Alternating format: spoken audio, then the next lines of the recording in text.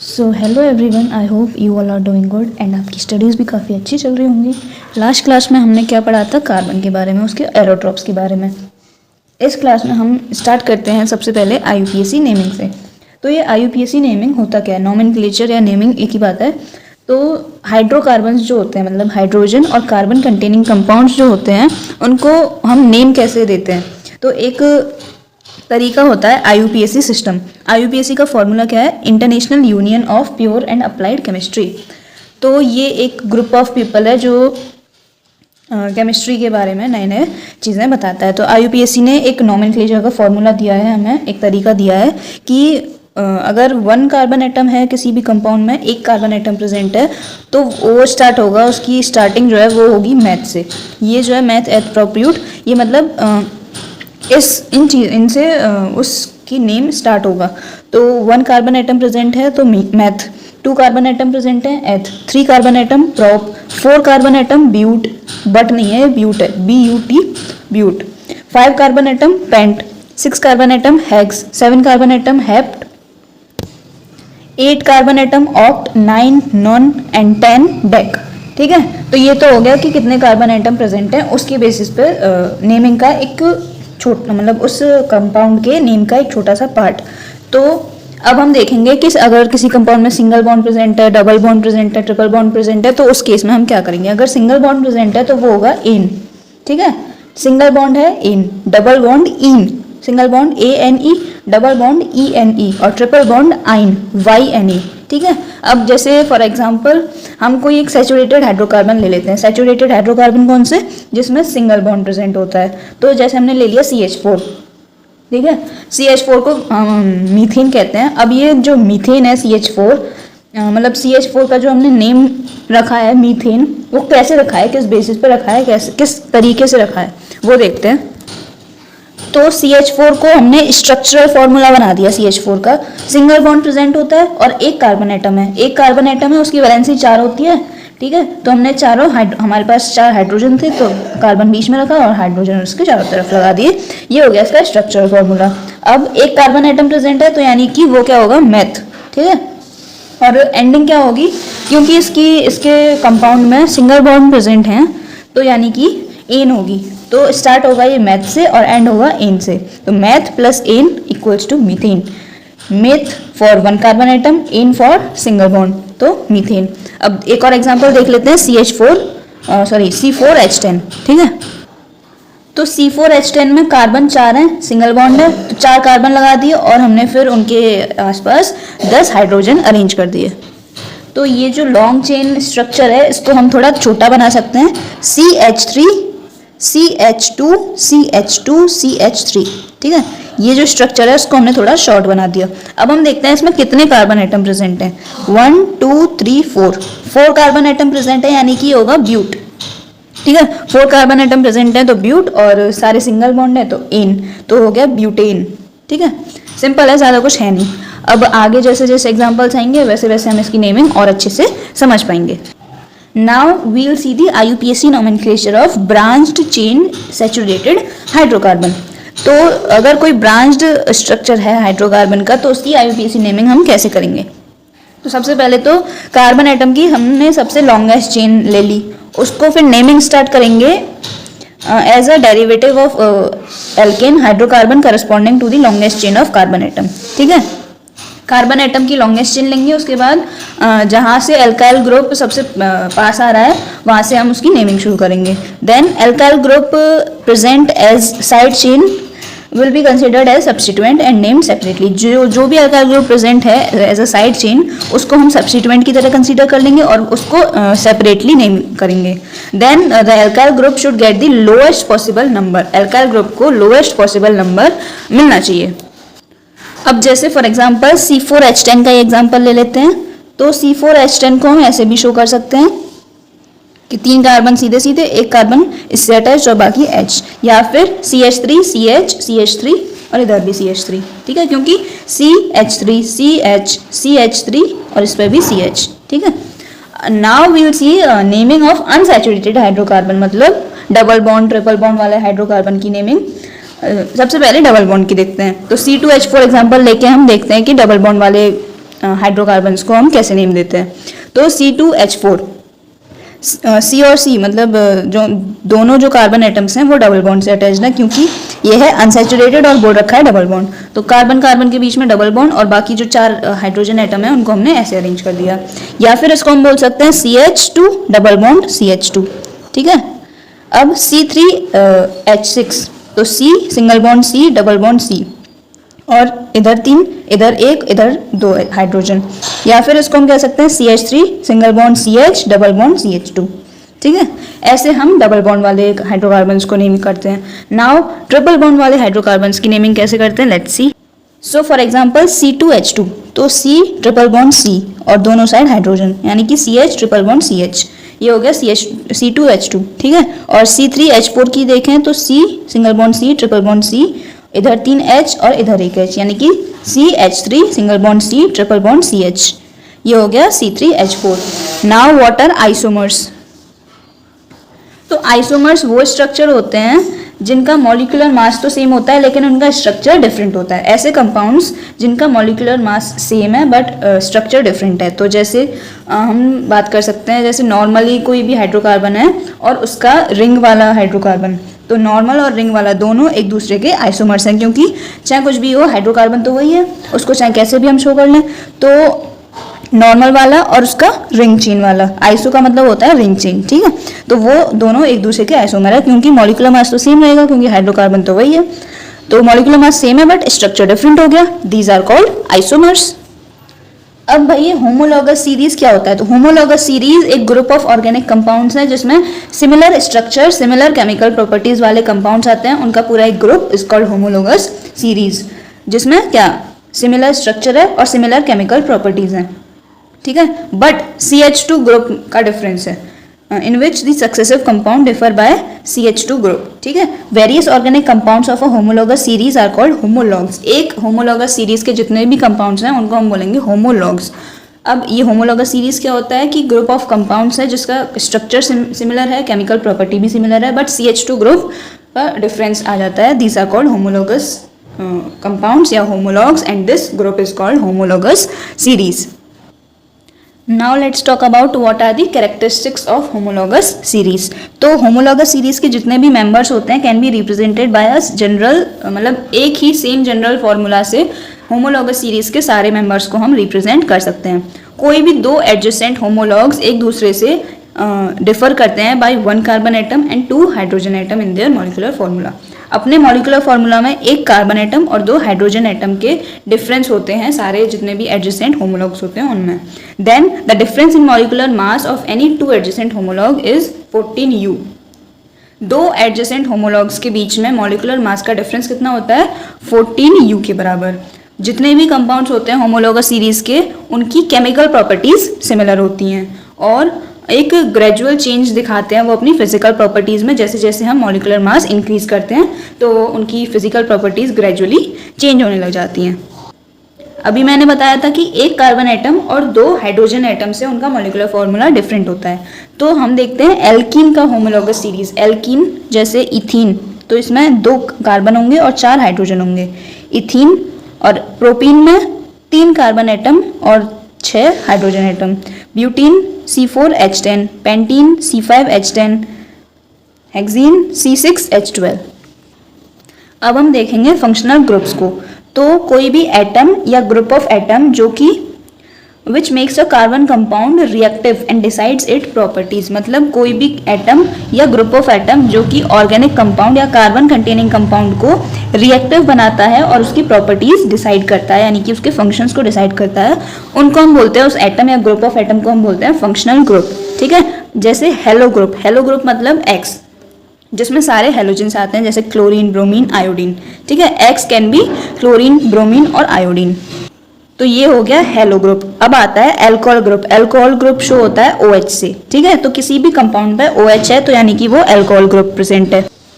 Aldehyde group CHO, या तो CHO ऐसे प्रेजेंट हो या फिर C single bond H double bond O या फिर C single bond H double bond O, मतलब CHO होना चाहिए, चाहे कैसे भी स्ट्रक्चर में कुछ भी ऐसा हो या ऐसा हो, बट CHO होना चाहिए, तो वो होता है एल्डिहाइड ग्रुप। एल्कोहल होता है OH, हेलो ग्रुप यानी कि हेलोजन, जितने भी क्लोरीन, ब्रोमीन, आयोडीन, कुछ भी, ठीक है। कीटोन ग्रुप तो C डबल बॉन्ड O या C डबल बॉन्ड O या CO, मतलब CO प्रेजेंट होता है तो ketone group.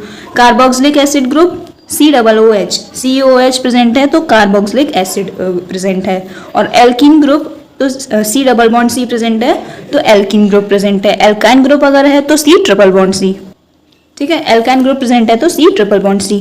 Now let's talk about haloalkanes. अभी मैंने बताया कि हेलो ग्रुप यानी कि जितने भी हेलोजन है, क्लोरीन, ब्रोमीन, आयोडीन।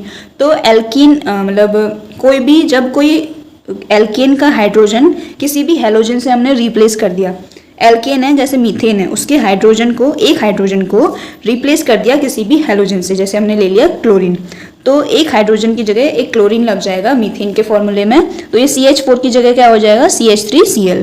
तो ये था एल्केन, अब ये बन गया हेलो एल्केन, क्योंकि इसमें क्लोरीन एक हेलोजन ऐड हो गया और इसका एक हाइड्रोजन रिमूव हो गया, तो ये एल्केन से हेलो एल्केन बन गया। Now we will see how to name these haloalkanes. तो in the IUPAC method, haloalkanes are named after the parent alkane by using a prefix to show presence of halo group.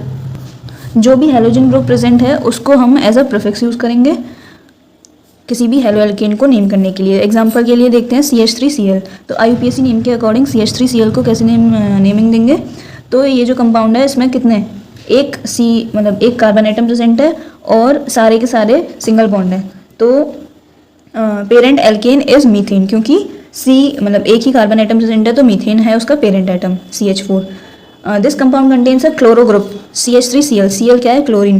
तो इसमें सबसे पहले तो एक carbon atom है, तो ये इसका जो पेरेंट चेन है, पेरेंट एल्केन, वो है मीथेन, और इसमें प्रेजेंट है एक क्लोरीन, मतलब एक क्लोरो ग्रुप प्रेजेंट है which is to be indicated by the prefix chloro. Prefix लगाएंगे इसमें हम क्लोरो, तो इसका नेम क्या हो जाएगा,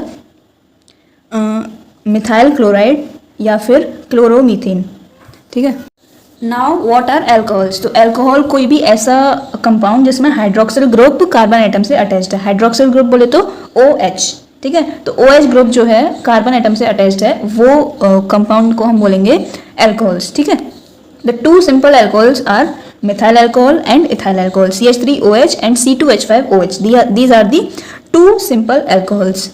CH3OH यानी कि मिथाइल अल्कोहल, जिसको हम मीथेनॉल भी बोलते हैं, और इथाइल अल्कोहल को हम इथेनॉल भी बोलते हैं। तो ये बनता कैसे है, एल्कोहल कोई भी हेलो एल्केन है उसके हाइड्रोजन को रिप्लेस कर देंगे by the OH group, by the hydroxyl group, तो हमारा बन जाएगा क्या, एल्कोहल। तो जैसे एग्जांपल के लिए हम देखते हैं मीथेन। मीथेन क्या होता है, CH4, ठीक है। तो CH4 का एक हाइड्रोजन हटा के उसकी जगह OH लगा दिया, बन गया मीथेनॉल या मिथाइल अल्कोहल। CH4 का एक हाइड्रोजन हटाया तो क्या हो गया, CH3, और उसकी जगह OH लगा दिया तो CH3OH हो गया मिथाइल अल्कोहल या मीथेनॉल, ठीक है। अब एल्कोहल की नेमिंग कैसे करते हैं। In the IUPAC method, alcohols are named after the parent alkane by using a suffix to show the presence of functional group. जो भी functional group present है उसको ऐसे suffix यूज करेंगे।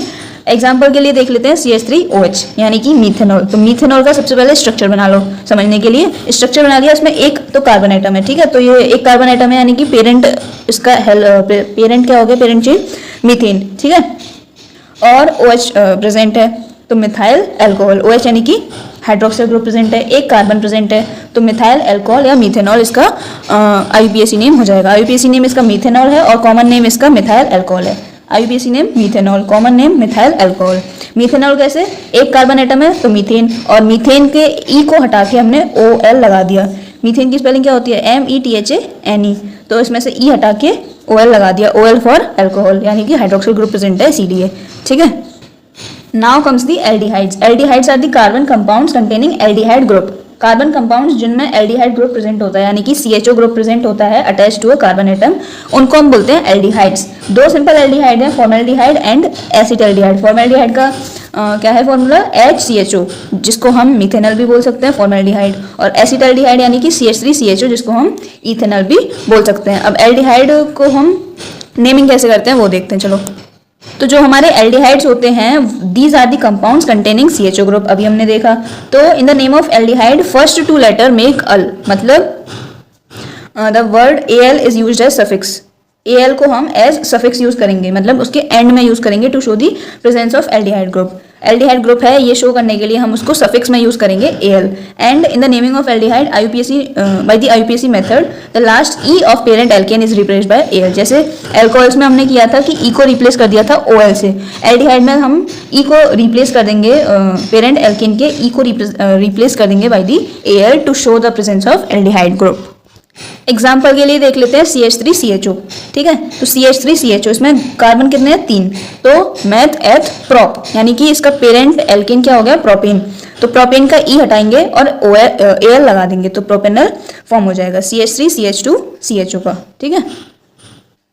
और CH3CHO का क्या होगा मेथ एथ, ठीक है, तो इथेन हो जाएगा इसका पेरेंट एल्केन और ई को हटा के एल लगा देंगे तो इथेनल बन जाएगा CH3CHO, ठीक है। Now comes ketones. Ketones are the carbon compounds जिनमें कीटोन ग्रुप प्रेजेंट होता है। कीटोन ग्रुप यानी कि CO ग्रुप प्रेजेंट है। तो a ketone group always occur in the middle of a carbon chain, किसी भी कार्बन चेन के मिडिल में CO ग्रुप यानी कि कीटोन ग्रुप प्रेजेंट होता है। So a ketone must contain at least 3 carbon atom in its molecule, 1 carbon atom of ketone group and 2 carbon atom of its alkane. मतलब एक तो कार्बन एटम होगा उसके कीटोन ग्रुप का और बाकी के 2 जो कार्बन एटम है वो साइड में प्रेजेंट होंगे। तो यानी कि किसी भी कीटोन के स्ट्रक्चर में 3 कार्बन एटम प्रेजेंट होते हैं। अब इसकी नेमिंग कैसे करते हैं, तो जैसे एग्जांपल के लिए ले लो CH3COCH3, इसमें कार्बन कितने हैं 3, तो CO ये तो हो गया कीटोन ग्रुप, CO ये है हमारा कीटोन ग्रुप, साइड में CH3 इधर साइड CH3, तो इसका फॉर्मूला क्या होगा मेथ एथ प्रोप, 3 कार्बन है ना, meth eth prop, 3 carbon atom को प्रोपेन बोलते हैं। तो एल्केन का ई हटा के ओन लगा देंगे ONE, ठीक है, तो बन गया प्रोपेनॉन। अब जैसे CH3CO CH2CH3, CO तो है हमारा कीटोन ग्रुप और इधर CH3 इधर CH2CH3 और बीच में CO यानी कि कीटोन ग्रुप, तो 1 2 3 4 मेथ एथ प्रोप ब्यूट, तो उसका पेरेंट एल्केन क्या हो जाएगा ब्यूट और ई को हटा के ONE लगा देंगे तो हो गया ब्यूटेनॉन, या फिर इसका कॉमन नेम होता है ethyl methyl ketone, ethyl methyl ketone, ठीक है। तो ये थे हमारे कीटोन्स। अब हम बात करेंगे कार्बोक्सिलिक एसिड के बारे में, या फिर इनको हम बोलते हैं ऑर्गेनिक एसिड। कार्बन कंपाउंड जिनमें कार्बोक्सिलिक एसिड ग्रुप यानी कि COOH ग्रुप प्रेजेंट होता है उनको हम कार्बोक्सिलिक एसिड बोलते हैं। इनको हम कॉमनली ऑर्गेनिक एसिड भी बोलते हैं और एल्कोनिक एसिड भी बोल सकते हैं। ये 3 एलिमेंट्स के बने हुए होते हैं, इनमें होता है carbon plus hydrogen plus oxygen. इन 3 एलिमेंट्स के बने हुए होते हैं हमारे कार्बोक्सिलिक एसिड या ऑर्गेनिक एसिड या फिर हमारे एल्केनोइक एसिड, इनके ये 3 नाम होते हैं, ठीक है। सिंपलेस्ट कार्बोक्सिलिक एसिड क्या है फॉर्मिक एसिड HCOH, जिसको हम मीथेनोइक एसिड भी बोल सकते हैं। मोस्ट कॉमन कार्बोक्सिलिक एसिड कौन सा होता है एसिटिक एसिड, ठीक है, जिसका फॉर्मूला क्या है CH3COH, इसको हम इथेनोइक एसिड भी बोल सकते हैं। The carboxylic acid forms a homologous series, carboxylic acid homologous series form करते हैं। होमोलॉगस सीरीज क्या था अभी बताया था मैंने थोड़ी देर पहले। होमोलॉगस सीरीज क्या होता है, स्ट्रक्चर सिमिलर होता है, केमिकल प्रॉपर्टीज सिमिलर होती हैं, बट CH2 ग्रुप के प्रेजेंस में डिफरेंस होता है। तो जितने भी ऑर्गेनिक कंपाउंड्स होते हैं जिनका स्ट्रक्चर सिमिलर है, केमिकल प्रॉपर्टीज भी सिमिलर है, लेकिन उनके सक्सेसिव कंपाउंड्स डिफर करते हैं by the CH2 group are called homologous series. तो ये जो हमारे कार्बोक्सिलिक एसिड है ये भी होमोलॉगस सीरीज फॉर्म करते हैं, ठीक है। अब इन कार्बोक्सिलिक एसिड की हम नेमिंग कैसे करेंगे, यानी कि इन ऑर्गेनिक एसिड्स की नोमेनक्लेचर के बारे में देखते हैं। एग्जाम्पल के लिए हम ले लेते हैं CH3COH, ठीक है। CH3COH क्या था अभी बताया था मैंने, इथेनोइक एसिड या फिर इसको हम कार्बोक्सिलिक एसिड भी बोलते हैं। तो इथेनोइक एसिड कैसे हुआ, कार्बन कितने हैं 2, तो इथेन और ई को हटा के ओइक एसिड लगा दो, सिंपल है। एल्कोहल में ई को हटा के OL, एल्डिहाइड में AL। अब हमारी इस क्लास का यानी कि कार्बन एंड इट्स कंपाउंड के सेकंड पार्ट का एक छोटा सा टॉपिक बचा है कोल एंड पेट्रोलियम। उसके बाद का एक और छोटा सा पोर्शन है हमारे कार्बन कंपाउंड्स के बारे में, थोड़ी सी जानकारी है वो हम नेक्स्ट क्लास में पढ़ेंगे। तो कोल एंड पेट्रोलियम स्टार्ट करते हैं अपना टॉपिक। सबसे पहले कोल एंड पेट्रोलियम स्टार्ट करने से पहले हमें पता होना चाहिए कि भाई फ्यूल्स क्या होते हैं। तो फ्यूल कोई भी ऐसा मटेरियल है जिसके अंदर एनर्जी स्टोर रहती है, ठीक है। और जब हम फ्यूल को बर्न करते हैं तो जो स्टोर्ड एनर्जी है वो मेनली एज हीट रिलीज हो जाती है, ठीक है। और ये जो एनर्जी है हीट एनर्जी वो कई सारे पर्पसेस के लिए हम यूज़ कर सकते हैं, जैसे कि खाना बनाने के लिए, वाटर को हीट करने के लिए और जनरेटर्स को रन करने के लिए, मशीन्स को रन करने के लिए इनको हम ये जो रिलीज्ड हीट एनर्जी है इसको हम फिर यूज़ करते हैं, ठीक है। और मोस्ट कॉमन फ्यूल कौन सा है, या तो फ्री कार्बन या कार्बन कंपाउंड्स, मतलब carbon compounds are the most common fuels. जैसे कोल, कोक, चारकोल ये भी कार्बन से बने हुए होते हैं, मतलब इसमें फ्री कार्बन होता है, ठीक है। किस किस में, कोल, कोक एंड चारकोल में होता है फ्री कार्बन।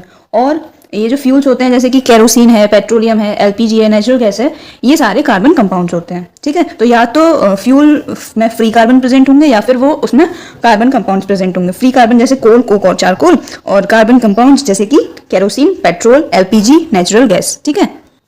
अब एक और बात आती है कि भाई ये जो डायमंड और ग्रेफाइट होते हैं वो भी तो फ्री कार्बन है, लेकिन वो यूज नहीं होते as a fuel. Most of the fuel which we use today are obtain from coal, petroleum and natural gas. Coal, petroleum और नेचुरल गैस को ही हम फॉसिल फ्यूल्स भी बोलते हैं, जिससे हमारी मोस्ट ऑफ द फ्यूल्स हमें मिलते हैं, ठीक है। अब इनके बारे में हम पढ़ेंगे क्योंकि हमारा टॉपिक का नेम क्या है, कोल एंड पेट्रोलियम। इसमें फिर नेचुरल गैस भी ऐड कर दो तो ये सारे मिलकर बनाते हैं हमारा फॉसिल फ्यूल्स। अब a question arises that how coal was formed, मतलब कोल फॉर्म कैसे हुआ।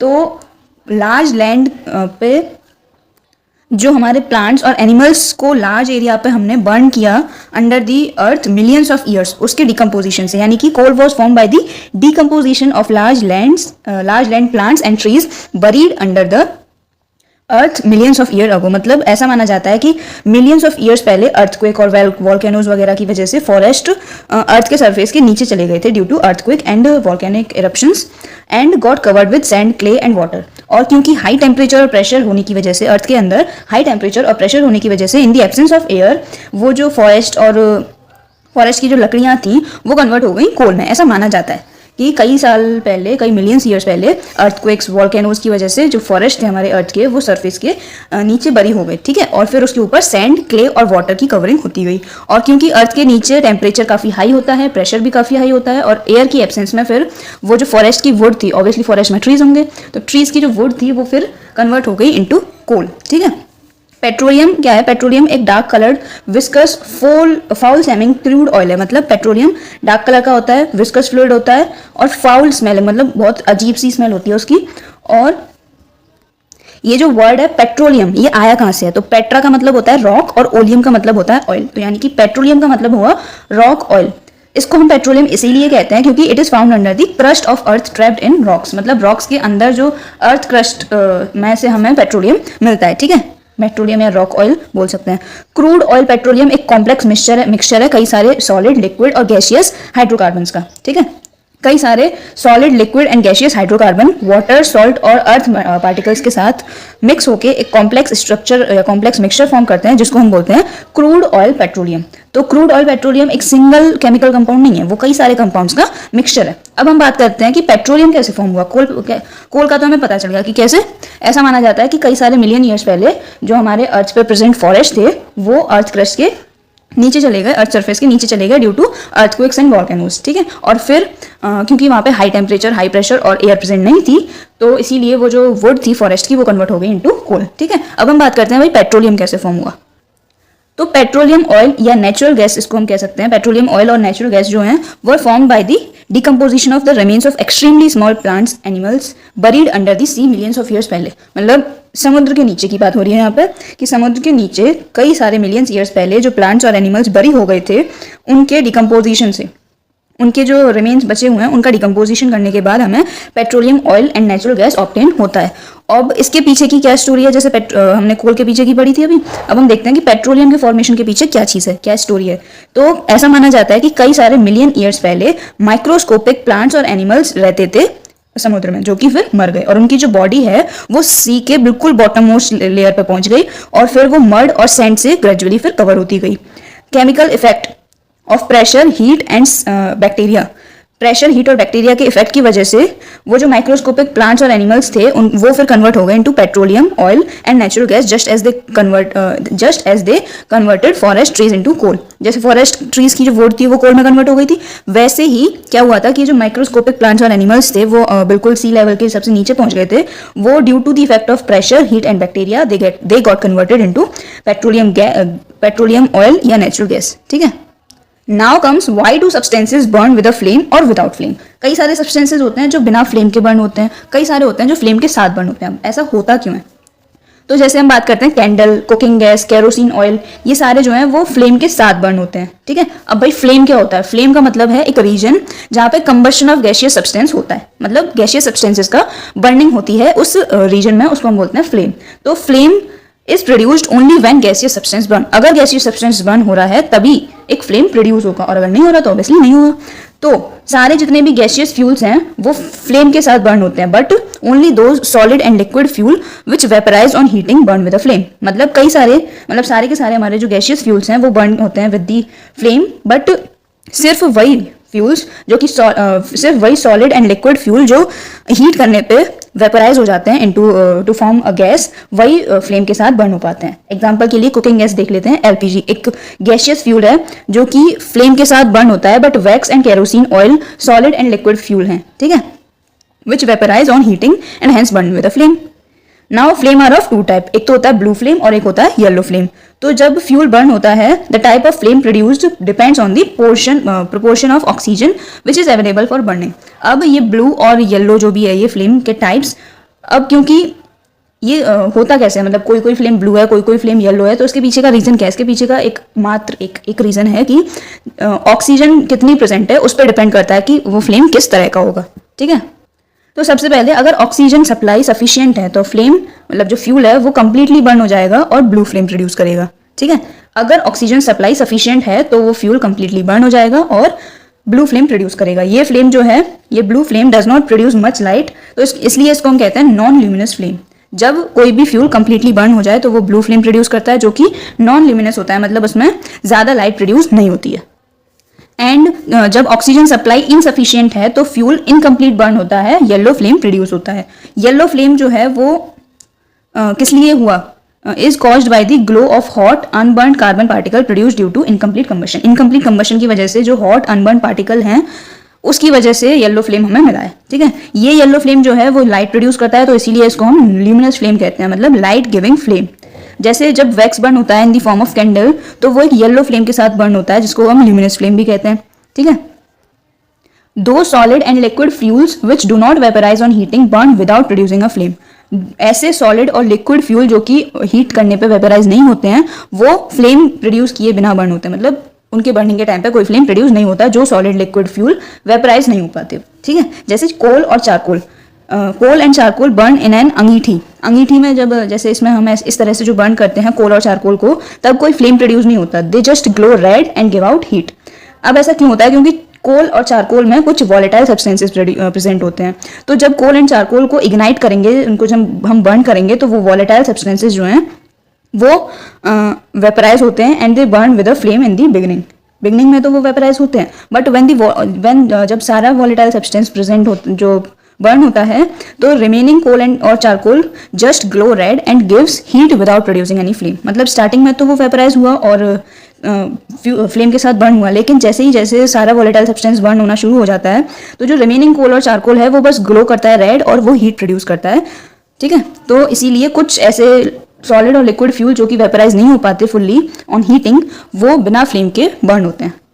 So that was it for today. I hope आप लोगों को आज की क्लास अच्छे से समझ में आई होगी। अगर नहीं समझ में आई तो एक बार फिर से इसको रिपीट करना, और अगर फिर भी कोई डाउट हो तो you may ask in the comment section. Thanks for watching, keep working hard, all the very best.